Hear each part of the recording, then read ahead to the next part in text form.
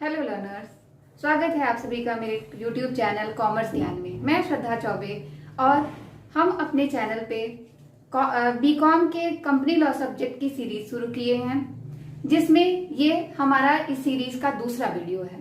पहले वीडियो में हमने देखा था कि कंपनी की मीनिंग क्या होती है और कंपनीज एक्ट 2013 का एक ब्रीफ इंट्रोडक्शन देखा था। इस वीडियो में हम देखेंगे कि कंपनी के कुछ मेन कैरेक्टरिस्टिक्स क्या होते हैं। तो चलिए देखते हैं what are the main characteristics of a company. Company की कैरेक्टरिस्टिक्स, ये कुछ कैरेक्टरिस्टिक्स यहाँ लिस्टेड हैं, जिनको आपने कल मीनिंग में भी एक बार देखा था। पिछली वीडियो में आपने मीनिंग में भी इन चीजों को देखा था थोड़ा बहुत। आज थोड़ा डिटेल में इसको डिस्कस करते हैं। तो सबसे पहला है, कंपनी एक आर्टिफिशियल पर्सन होती है। कंपनी क्या होती है? एक artificial person. Company is an artificial person created by law, ऐसा कुछ करके आपने एक डेफिनेशन में देखा था। तो कंपनी एक क्या होती है? आर्टिफिशियल पर्सन होती है। आर्टिफिशियल का मतलब आपको क्लियर हो रहा होगा कि एक बनावटी, जिसको किसी और ने बनाया हो। एक तो हो गया कि नेचुरल पर्सन जैसे हम और आप हैं, दूसरा हो गया बनावटी, जिसे किसी ने बनाया हो। तो कंपनी एक बनावटी पर्सन है, कृत्रिम व्यक्ति जिसे हम कह सकते हैं शुद्ध भाषा में। तो कंपनी कृत्रिम व्यक्ति है, तो इसको बनाया किसने है? किसने बनाया है? Companies act created by law है ना, कल ही देखा था हमने, पिछली वीडियो में देखा था कंपनीज एक्ट। अच्छा देखिए, कंपनी को शुरू करने से पहले हम कंपनी को रजिस्टर्ड कराते हैं कंपनीज एक्ट के अंतर्गत। वर्तमान में जो भी कंपनीज एक्ट प्रचलन में हो, जो लागू हो, उसके अंतर्गत हम कंपनी को रजिस्टर्ड कराते हैं। उसके बाद हम अपना व्यवसाय शुरू कर सकते हैं। तो कंपनी को जब किसी संगठन को जब हम कंपनी के रूप में रजिस्टर्ड करा लेते हैं, या कोई नया संगठन शुरू करते हैं और उसको कंपनी के रूप में रजिस्टर्ड करा के शुरू करते हैं, तो ऐसे में वो जो संगठन होता है जो रजिस्टर्ड हो गया कंपनी के रूप में, उसको हम एक अलग पर्सन मानते हैं, एक आर्टिफिशियल पर्सन मानते हैं क्रिएटेड बाय लॉ, क्योंकि वो एक्ट के अंतर्गत रजिस्टर्ड हो गया एक कंपनी के रूप में, इसलिए वो एक अलग पर्सन माना जाता है कंपनीज एक्ट के अंतर्गत। अब ये अलग पर्सन होता है, इसलिए इसके एसेट्स, लायबिलिटीज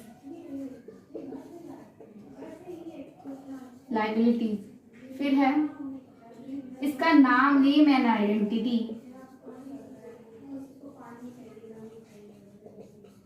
एक पर्सन के जैसे हम और आप हैं, हमारी कुछ एसेट लाइबिलिटीज होती हैं। हमने कहीं किसी से उधार लिया तो हमारी कुछ लाइबिलिटीज हैं। हमारे पास कोई संपत्ति है, एसेट है, तो वो हमारी संपत्ति है। हमारा खुद का नाम है, खुद की पहचान है।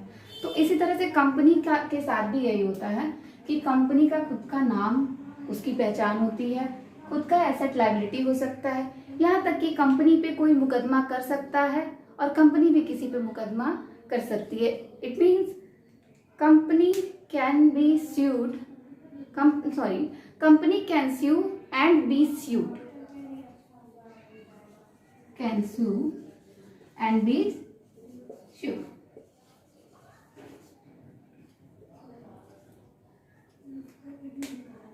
Company has its own name and identity, asset liability, and it can sue and be sued. इससे हमें समझ में आ रहा होगा कि कंपनी एक अलग पर्सन होती है। ठीक, अब देखते हैं दूसरा चीज, जो कि इसी से काफी हद तक रिलेटेड है। दूसरा कैरेक्टरिस्टिक्स है कंपनी का इनकॉर्पोरेटेड या रजिस्टर्ड एसोसिएशन। कंपनी इनकॉर्पोरेट होती है या रजिस्टर्ड होती है कंपनीज एक्ट में, इसीलिए इसे कहते हैं इनकॉर्पोरेटेड एसोसिएशन। अच्छा, एसोसिएशन क्यों कहते हैं? क्योंकि कंपनी दो या दो से अधिक मेंबर्स से मिलकर बनती है। कंपनी जनरली कंपनी के टू और मोर मेंबर्स होते हैं, accept in case of one person company. Company में एक व्यक्ति, कंपनीज एक्ट 2013 में अब तो प्रोविजन ये भी आ गया है कि कोई एक मेंबर भी कंपनी स्टार्ट कर सकता है, लेकिन इसके पहले या एक 1% कंपनी को छोड़ के अगर कोई और तरह की कंपनी है तो वो उसमें 2 या 2 से अधिक मेंबर्स होने जरूरी है। तो ऐसे में हम कह सकते हैं कि कंपनी क्या है, कुछ लोगों का एसोसिएशन है, संघ है, संघ कहते हैं। हाँ, और क्या है, इनकॉर्पोरेटेड संघ है, यानी कि रजिस्टर्ड एसोसिएशन। मैं हिंदी सोच रही हूँ, पंजीकृत संघ, पंजीकृत संस्था इसे कह सकते हैं हिंदी में, पंजीकृत संस्था। तो कंपनी क्या है, तो कंपनीज एक्ट 2013 के अंदर रजिस्टर्ड होती है और इसमें 2 से अधिक मेंबर्स प्राय होते हैं, इसलिए 2 या 2 से अधिक मेंबर्स होते हैं। तो इसलिए इसे हम कहते हैं रजिस्टर्ड एसोसिएशन और इनकॉर्पोरेटेड एसोसिएशन। अच्छा, इनकॉर्पोरेटेड और रजिस्टर्ड का मतलब एक ही होता है। ये रजिस्टर्ड थोड़ा सिंपल वर्ड है इसलिए मैंने यहाँ पे लिख दिया है। आई होप ये क्लियर हुआ होगा आपको। नेक्स्ट चलते हैं, सेपरेट लीगल एंटिटी। कंपनी एक सेपरेट लीगल एंटिटी होती है। कंपनी की पहचान या कंपनी की आइडेंटिटी उसके मेंबर्स से सेपरेट होता है, सेपरेट लीगल एंटिटी। हाँ, कंपनी इलीगल नहीं होती है, लीगल होती है, क्योंकि कंपनी को पहले ही हमने कंपनीज एक्ट में रजिस्टर्ड करा लिया है इस वाले कैरेक्टरिस्टिक्स के अंतर्गत। तो कंपनी क्या है, एक सेपरेट लीगल एंटिटी है। सेपरेट लीगल एंटिटी का क्या मतलब है, थोड़ा सा इसे समझने की कोशिश करते हैं।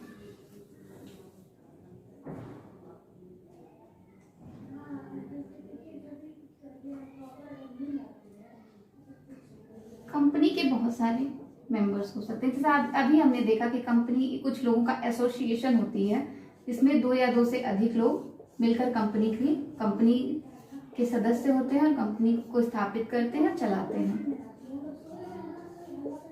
तो मान लिया कि ये कंपनी के ABCDEFG जो भी हैं, ये कंपनी के जितने हैं ये मेंबर्स हैं, members of company.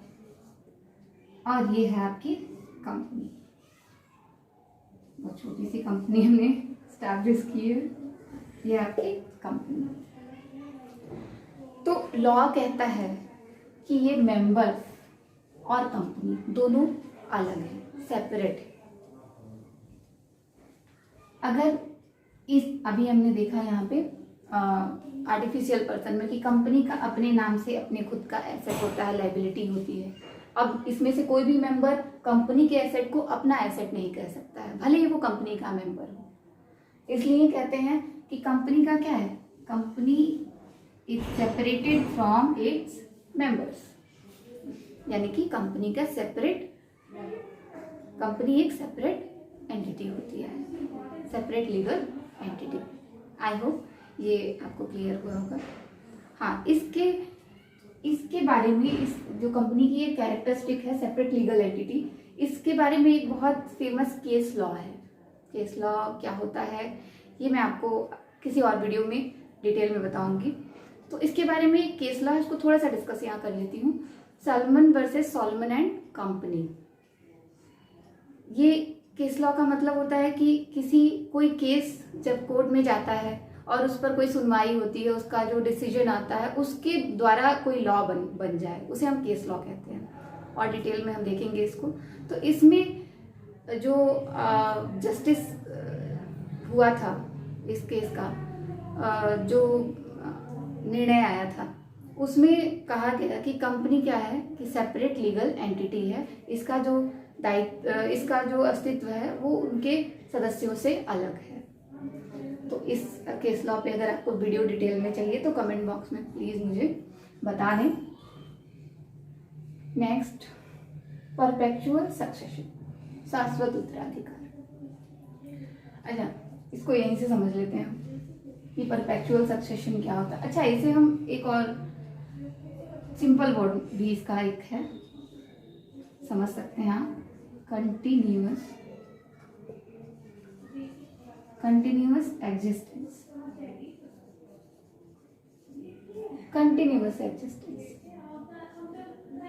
Alright, perpetual succession का मतलब होता है continuous existence. Company continuously exist करती रहती है। अच्छा, कंपनी के बारे में एक और चीज है, company is created by law. Company create भी लॉ के द्वारा ही होती है और वो खत्म यानी कि उसका समापन भी, वो बंद भी लॉ के ही द्वारा की जाती है। तो यहाँ पे इसका क्या मतलब है, कंटिन्यूअस एग्जिस्टेंस का क्या मतलब, कंपनी यह मान के कंपनी में चला जाता है कि कंपनी जो है वो हमेशा एग्जिस्ट करती रहेगी जब तक कि कोई स्पेशल कंडीशन ऑकर ना हो। और वो स्पेशल कंडीशन ये है कि कंपनी का या तो कंपनी दिवालिया हो जाए, इंसॉल्वेंट हो जाए, या कंपनी का या अगर सेंट्रल गवर्नमेंट को लगे कि कंपनी को बंद कर देना चाहिए, या जो मेंबर्स हैं वो खुद मिलके कंपनी को बंद कराना चाहते हैं, या फिर कंपनी जिस पर्पज के लिए स्टैब्लिश हुई थी वो पर्पज फुलफिल हो गया। कुछ ऐसे कुछ स्पेशल कंडीशन होते हैं जब कंपनी बंद होती है। लेकिन कंपनी के बंद होने का ये कारण नहीं हो सकता है कि एक कोई मेंबर कंपनी में नहीं रहा, कंपनी को छोड़ के चला गया, चाहे वो जैसे भी चला गया हो। चला गया इन द सेंस, खैर कहना नहीं चाहिए किसी की डेथ के बारे में, बट अगर मान लो कि उसकी डेथ हो गई, ऑलराइट, तो क्या कंपनी, ठीक है दुख तो होगा, सबको दुख होगा, कंपनी को भी थोड़ा दुख होगा, भले ही आर्टिफिशियल है बेचारी, कुछ ना कुछ उसके भी थोड़ा बहुत इफेक्ट आएगा। लेकिन ऐसा नहीं है कि कंपनी बंद हो जाए, कंपनी क्लोज नहीं होगी, कंपनी क्लोज नहीं होगी। ऐसा नहीं है कि कोई मेंबर एग्जिस्ट कर रहा है या नहीं, इस पर कंपनी का एग्जिस्टेंस डिपेंड है, ऐसा बिल्कुल नहीं है। इसलिए कहते हैं कि मेंबर्स में कम, मेंबर्स में गो, बट कंपनी गोज ऑन, यानी कि कंपनी चलती रहती है। अब एक मेंबर चले गए तो कंपनी के शेयर्स को किसी और मेंबर ने खरीद लिया, या उसी के सक्सेसर्स ने खरीद लिया, वो पर्सन था, उसका बेटा था, उसके शेयर्स उसको ट्रांसफर हो गए, तो कंपनी में एक नया मेंबर फिर से आ गया। ऐसे कंपनी चलेगी, मेंबर्स आते रहते हैं, जाते रहते हैं, इससे कंपनी के एग्जिस्टेंस पे, कंपनी के अस्तित्व पे प्रभाव नहीं पड़ता है। इसे हम कहते हैं perpetual succession. Next, share capital. Company, अच्छा देखिए, किसी भी बिजनेस में हमें कैपिटल लगाना होता है, कैपिटल, ठीक है, हमारा कोई बिजनेस शुरू करना चाहते हैं, हमें कैपिटल लगाना होगा, ऑलराइट। ऐसे ही कंपनी भी बिजनेस करने के लिए एस्टैब्लिश होती है, एक पर्पस होता है कंपनी का, बिजनेस करना, प्रॉफिट अर्न करना। ऐसे में कंपनी को भी कैपिटल की रिक्वायरमेंट होती है, कंपनी की भी कैपिटल होती है। और ये जो कैपिटल होती है वो स्मॉल स्मॉल पार्ट्स में डिवाइडेड होती है, स्मॉल पार्ट्स में डिवाइडेड होती है, जिन्हें हम कहते हैं शेयर्स। शेयर का क्या मतलब है, हिस्सा। शेयर का मतलब हम सिंपली समझते हैं हिस्सा, है ना। यहाँ पे हम अंश कहेंगे, हिंदी में इसे क्या कहते हैं, अंश। तो जो कंपनी का कैपिटल है वो छोटे छोटे भागों में विभाजित होता है, डिवाइडर्स को कंपनी में, कंपनी का मेंबर कौन होगा, जो कंपनी में कैपिटल लगाएगा, कंपनी में कैपिटल लगाएगा वो कंपनी का मेंबर हो जाएगा। कैपिटल लगाने के लिए मेंबर्स को क्या करना होगा, इन हिस्सों को खरीदना होगा, ठीक है। कंपनी ने इन्हें क्या किया, शेयर्स दे दिया कि ले लो मेरे शेयर्स ले लो, ठीक है, और मेरे कंपनी में मेंबर बन जाओ, इसके बदले तुम मुझे क्या दो, पैसे दे दो, ठीक है, ताकि मेरे पास फंड हो जाए और मैं अपना बिजनेस कर सकूं। तो ऐसे आपको, मुझे लग रहा है कि क्लियर हो रहा होगा, कंपनी और कंपनी के मेंबर्स दो अलग अलग लोग हैं, अलग अलग पर्सन हैं, इनका सेपरेट आइडेंटिटी है। और ऐसे कंपनी का जो कैपिटल है वो स्मॉल पार्ट्स के शेयर्स में डिवाइडेड होता है। उन शेयर्स को मेंबर्स खरीद लेते हैं और कंपनी को क्या मिलता है, इन्हें मिलता है शेयर और कंपनी को मिल जाता है फंड, या आप कह सकते हैं सिंपल लैंग्वेज में मनी। कंपनी को क्या मिल जाता है, मनी मिल जाता है, और कंपनी उसके बदले अपने मेंबर्स को किसी भी पर्सन को शेयर दे देती है, और जब किसी पर्सन के पास कंपनी के शेयर्स हो जाते हैं तो वही कंपनी का मेंबर हो जाता है।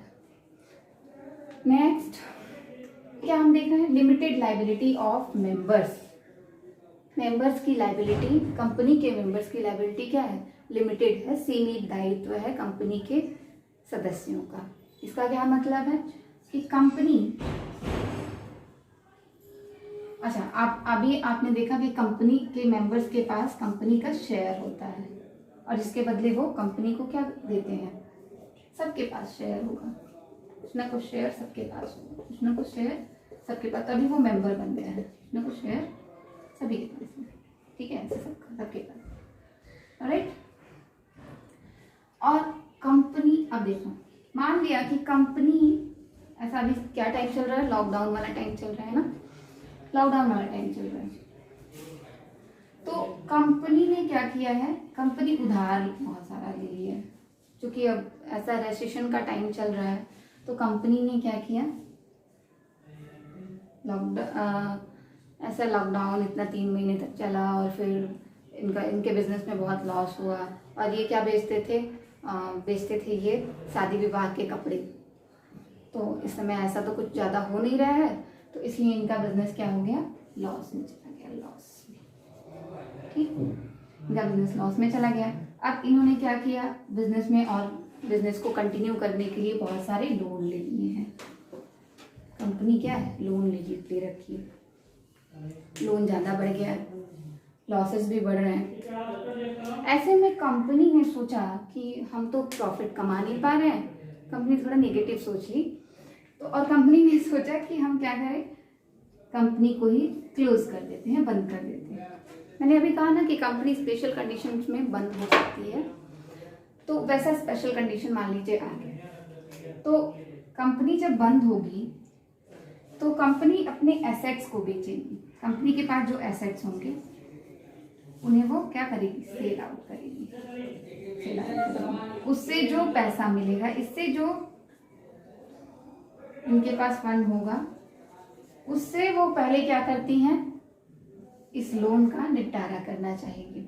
जो भी कंपनी के पास लाइबिलिटीज हैं, आउटसाइड लाइबिलिटीज हैं, उनको उनकी भरपाई करना चाहिए। आउटसाइड लाइबिलिटीज का मतलब है कि शेयर होल्डर ने जो पैसा लगाया उसके अलावा कंपनी ने जहां से भी पैसा लिया है, जहां से भी फंड अराइज किया है, उसे हम कहेंगे आउटसाइड लाइबिलिटीज। आउटसाइड लाइबिलिटीज को अपने पूरा करने के लिए कंपनी ने ट्राई किया, लेकिन सारे एसेट बेचने के बाद भी कंपनी के पास उतना पैसा नहीं है जिससे वो अपनी सारी लाइबिलिटीज को पूरा पे कर सके।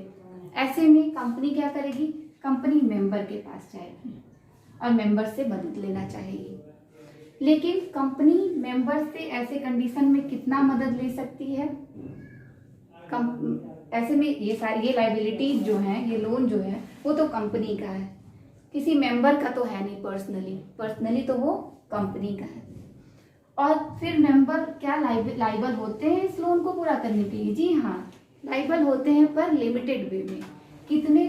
तो इन्होंने जो शेयर लिया है, इन्होंने जो शेयर लिया, हर एक मेंबर ने जिसने शेयर लिया है, उस शेयर के अनपेड अमाउंट तक, शेयर के अनपेड अमाउंट तक ये लिमिटेड होता है। थोड़ा और क्लियर करें, इसको मिटा देते हैं।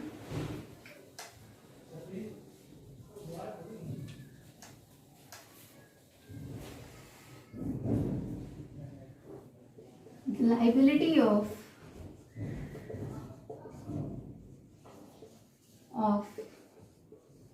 members of a company is limited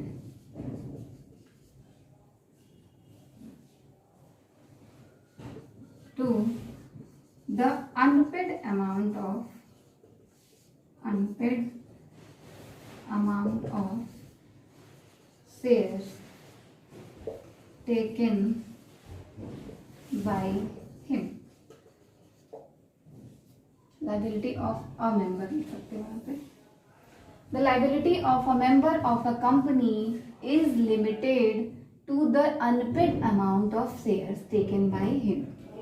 अच्छा, हमने क्या देखा कि कंपनी और ये कोई एक मेंबर मान लो है, इसके पास शेयर है कंपनी का और इसने इसे क्या दिया है? मनी दिया है, फंड दिया है, कैपिटल दिया है, राइट। इस शेयर की वैल्यू मान लिया कि 100 रुपए है, लेकिन अभी ये मेंबर पूरे के पूरे 100 रुपए इन्हें नहीं दे पाया है, पूरे के पूरे 100 रुपए नहीं दिया है। कितना दिया है? 80 रुपए दिया है, 80 रुपीज। तो इनकी लाइबिलिटी यहाँ पे क्या होगी? शेयर का अमाउंट तो है 100 रुपीज, लेकिन इन्होंने पे कितना किया है? 80 रुपीज। तो अनपेड अमाउंट यहाँ पे कितना है? 100 माइनस 80 यानी कि 20। तो इसी अमाउंट तक, ये थोड़ा स्मॉल छोटा अमाउंट है लेकिन इसी अमाउंट तक एक मेंबर कंपनी के किसी भी लाइबिलिटी को पे करने के लिए लाइबल होता है। इसीलिए कहते हैं कि कंपनी के मेंबर्स की लाइबिलिटी जो होती है वो लिमिटेड होती है। नेक्स्ट देखते हैं। अब ये देखते हैं कॉमन सील, सार्वभौम मुद्रा। कंपनी का एक कोई चिन्ह होता है जिसको कंपनी का सिग्नेचर मान लिया जाता है। कंपनी एक पर्सन है लेकिन नेचुरल पर्सन नहीं है, अपने हाथ से सिग्नेचर नहीं कर पाएगी, लेकिन वो उसके नाम से, अपने नाम से कॉन्ट्रैक्ट कर सकती है। तो ऐसे में कंपनी के डॉक्यूमेंट्स पे, कंपनी के जो कॉन्ट्रैक्ट्स हो रहे हैं उस पे कंपनी के सिग्नेचर रिक्वायर्ड है कि नहीं? आप खुद सोचिए, आपके साथ कोई कॉन्ट्रैक्ट कर रहा है तो आपके सिग्नेचर रिक्वायर्ड है। ऐसे ही कंपनी के सिग्नेचर भी कंपनी से के साथ हो रहे कॉन्ट्रैक्ट पे रिक्वायर्ड होते हैं, जरूरी होते हैं। तो कोई चिन्ह बना दिया जाता है और इस कॉमन सील, उसी को ही हम कॉमन सील कह देते हैं। लेकिन इस चिन्ह में कुछ चीजें जरूरी होती हैं।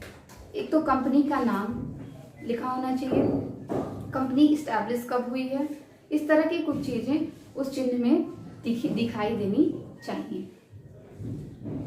यानी कि कॉमन सील एक तरह का कोई चिन्ह होता है जो कंपनी के सिग्नेचर के रूप में काम में लाया जाता है। और कंपनी के हर मेन जो डॉक्यूमेंट्स होते हैं या कोई कंपनी कॉन्ट्रैक्ट करती है किसी के साथ, तो उस पर वो कॉमन सील लगी होनी चाहिए। आगे चलते हैं। लिमिटेड लायबिलिटी तो हमने कर लिया ना, शेयर कैपिटल भी हो गया। फिर है नेक्स्ट है आपका, या लास्ट कह सकते हो, रिप्रेजेंटेटिव मैनेजमेंट।